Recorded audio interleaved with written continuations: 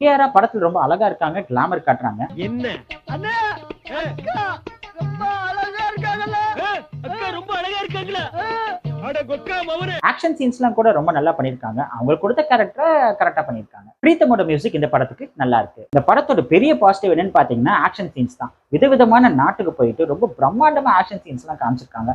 அதே மாதிரி இந்த படத்தோட நெகட்டிவ் என்னன்னு பாத்தீங்கன்னா அதே ஆக்ஷன் சீன்ஸ் தான். என்னங்க எனக்கு ஒண்ணுமே புரியல. அதுதானப்பா எனக்கும் புரியல. ஃப்ளைட் மேல சண்டை, ட்ரெயின் மேல சண்டை, கப்பல் மேல சண்டை, தண்ணி மேல சண்டை, வானத்து மேல சண்டை, நடந்துட்டு சண்டை, படுத்துட்டு சண்டை.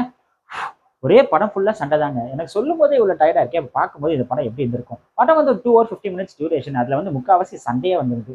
அதுல வந்து ஒரு 45 மினிட்ஸ் இந்த ஆக்ஷன் சீன்ஸ்ல கொஞ்சம் கம்மி பண்ணியிருந்தாங்கன்னா இன்னும் படம் வந்து பிரிஸ்க் ஆகி இன்னும் மக்களுக்கு வந்து இன்னும் ஈஸியா ரீச் ஆயிருந்திருக்கும் அப்படின்னு தோணுது. ஓவராலா இந்த வார் 2 ஒரு பிரம்மாண்டமான படமா இருந்தாலும் ஸ்டோரியில இன்னும் கொஞ்சம் கான்சென்ட்ரேட் பண்ணியிருந்திருக்கலாமா அப்படின்னு தோணுது. மிச்சபடி ஆக்ஷன் படம்னா எனக்கு ரொம்ப பிடிக்கும்பா அப்படின்னு நினைக்கிற மக்களுக்கு இது ஒரு அபோவ் ஆவரேஜ் நல்ல படமா அமையும். மற்றபடி நார்மல் ஆடியன்ஸ்க்கு இது ஒரு ஆவரேஜ் படமா இருக்கும்.